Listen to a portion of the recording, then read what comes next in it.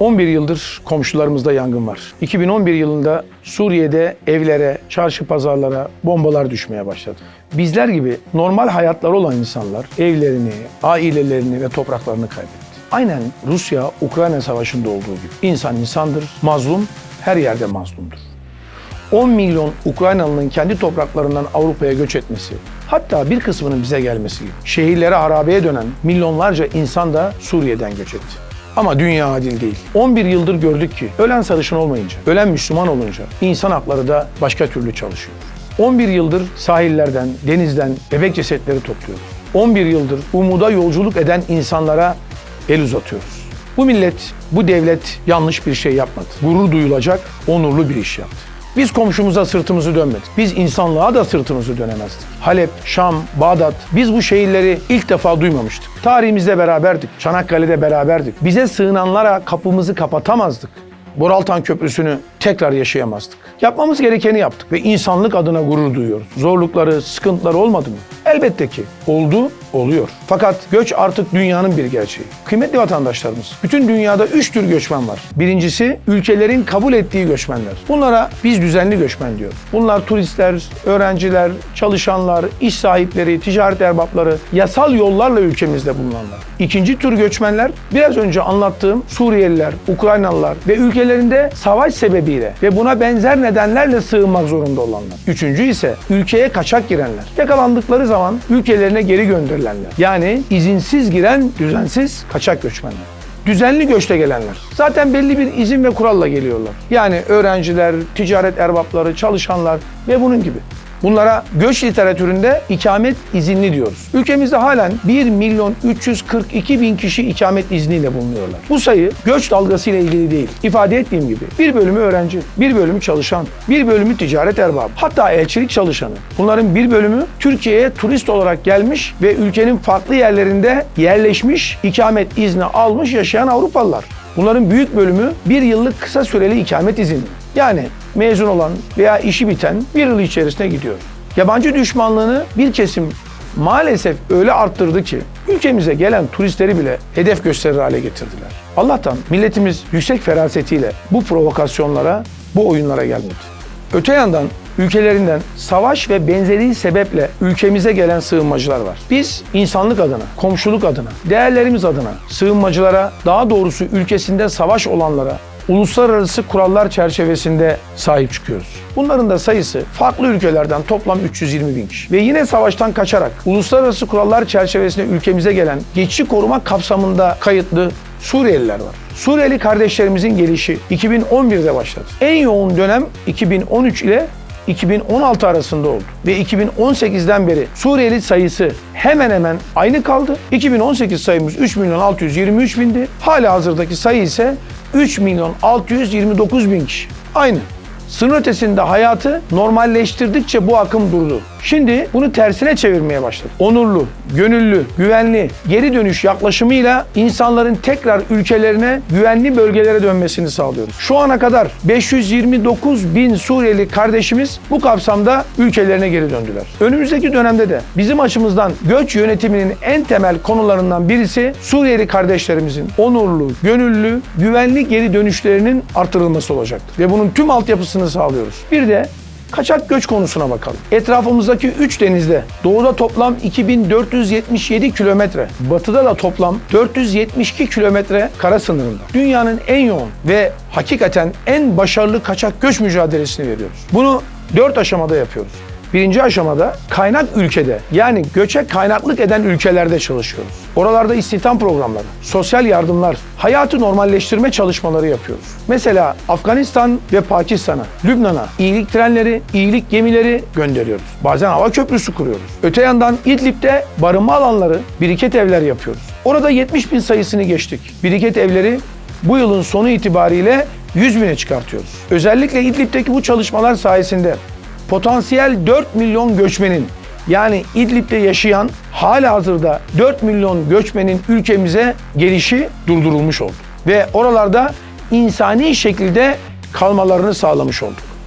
Azez, Cerablus, Mare, Tel Abyad, Resulayn hayatı normalleştirdik. Oraları terörden arındırdık.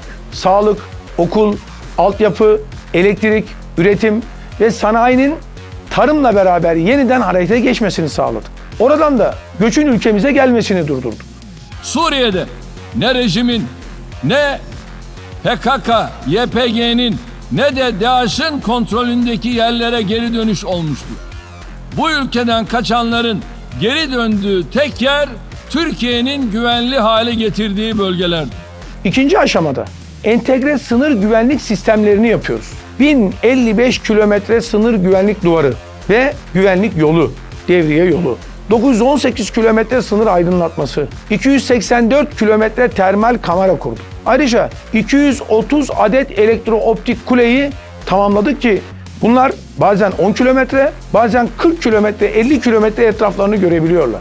Bu sayede 2016'dan bugüne kadar sınırlarımızda henüz ülkeye girmeden engellenen insan sayısı 2.700.000'e ulaştı. İran sınırındaki aldığımız etkili sınır tedbirleriyle ve ülke içinde kaçak göçle yürüttüğümüz etkili mücadele sonucu 2 milyon insanın girişi İran sınırında, yani Afganlı göçmenin girişi İran sınırında önlendi. Doğu ve güney sınırımızdaki kaçak göç baskısı 2022 yılında aldığımız tedbirlerle bir önceki yıla göre %35 azaldı. 2021 Ağustos ayında Amerika Birleşik Devletleri Afganistan'dan çekildiğinde birilerine göre neredeyse bütün Afganistan akın akın Türkiye'ye, belki de Türkiye üzerinden Avrupa'ya geçecekti. Bu da yaşanmadı. Üçüncü aşamamız ise içeride etkin yakalama oldu. Ülke içerisine yakalanan kaçak göçmen sayısı yine aynı periyotta 1.340.000'e ulaştı. Yani kaçak gelen göçmene aman vermiyoruz. Öte yandan ülke içinde de kaçak göçle mücadele adına 81 ilimizde yol kontrolleri, huzur operasyonları yaptık, yapıyoruz. Göçmen kaçakçılığına dönük cezaları arttırdık. Böylece geçen yılın aynı dönemine göre yakalanan göç kaçakçılığı yapan organizatör sayısı %22 arttı. Ve bu stratejinin dördüncü ayağı da etkili sınır dışı mekanizmamızdır. Kıymetli vatandaşlarımız, 2016'dan bugüne sınır dışı edilen kaçak göçmen sayısı 418.000 kişidir. Bu yıl yakaladığımız ve sınır dışı ettiğimiz kaçak göçmen sayısı ise 92.000 kişi olup geçen yıldan %135 fazladır. Halen 18.000 kaçak göçmen de geri gönderme merkezlerindedir. Kaçak göçle mücadelemiz demin söylediğim gibi amansız şekilde devam etmektedir. Bütün kurumlarımızda ve bunu başarıyla yapabilecek bir başka ülke söz konusu değildir. Örneğin İngiltere tüm devlet mekanizmasıyla birlikte karar vermesine rağmen Ruanda'ya bir tane kaçak göçmen geri gönderememiştir. Yakalanan kaçak göçmenlere ait sınır dışı sayımız, rahatlıkla ifade edebilirim ki dünyada hiçbir ülkenin başaramayacağı, uluslararası kurallarla yönetilen küresel ölçekte bir başarıdır. Sınır dışı işlemleri uluslararası hukuka göre yapılır ve muhatap ülkeye yoğun bir diplomasi trafiği gerektirir. Özellikle kamu düzeni zayıf olan ülkelerle, yani biraz da istikrarsız olan ülkelerle bunu sağlamak kolay değildir. Bu süre zarfında kaçak göçmeni bir geri gönderme merkezinde barındırmak zorundasınız. Yani aslında sınır dışı başarısı hem diplomasiye hem de geri gönderme merkezi kapasitenize bağlıdır. Şu anda ülkemiz tüm Avrupa Birliği ülkelerinin toplamı kadar geri gönderme merkezi kapasitesine sahiptir. 2015'te kapasitemiz 1740'tı ve her 100 kaçak göçmenin ancak 10'unu geri gönderebiliyorduk. Oysa bugün geri gönderme merkezlerimizin kapasitesi 20.540. Sınır dışı oranımız ise toplamda %69. Afgan kaçak göçmenlerde %65. Pakistanlı kaçak göçmenlerde ise her kaçak göçmenin %85'idir. Avrupa'da bu oran %10'dur. 2021 yılbaşından Eylül ayına kadar gönüllü geri dönüş yapan Suriyelilerin sayısı 43.420 idi. Bu yıl şu anda bu sayı 50.000 oldu. Suriyelilerin sayısı 2013-2016 arasında 12,5 kat artmıştı. Ancak biraz önce bahsettim. Son 4,5 yılda yurt içindeki Suriyeli sayısı buradaki çocuk doğumlara rağmen değişmediği ve artmadığı gibi aldığımız tedbirlerle göçe hazır 6 milyon insan güvenli hale getirdiğimiz Suriye'nin kuzeyindeki bölgelerde kaldı. 2019'da 201.000 kaçak Afgan yakalamıştık. Geçen yıl 70.000, bu yıl ise halen 94.000. 2020'de sınırda engelleme sayımız 505.000'di. Yani akım daha güçlüydü. Bu yıl ise 10. ayda 234.000. Yani birilerinin felaket senaryoları gerçek değil. Bir şeyler değişiyor ve doğru politikalarımızla olumlu değişiyor.